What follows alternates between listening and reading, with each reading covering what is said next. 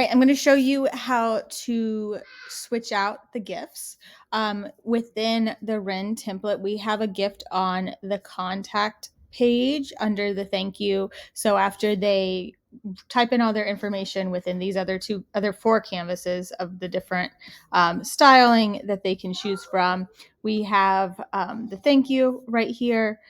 All you have to do to switch this out is just click on it. It shows that it's an iframe, so that just means something is embedded.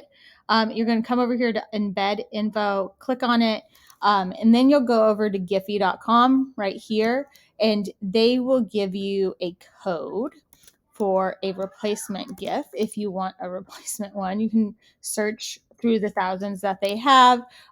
You're going to click on the GIF that you like. You're going to click embed. It's normally over to the right. And then it has a pop-up that has an embed code on it. You're just going to copy it. Once you get that copied, you can come back over here, select this, copy, paste.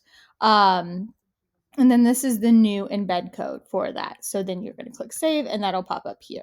I would test this out before you publish your site. You can test it out through preview if you want to, or just test it out before clients fill it out, because sometimes the GIFs can move dependent on what the code is. So that means like sometimes it'll show that it's higher, sometimes it'll show that it's lower, just to make sure that it's centered within the published website is key. So after you make sure everything looks great, you can come over here and hit publish and it will be updated.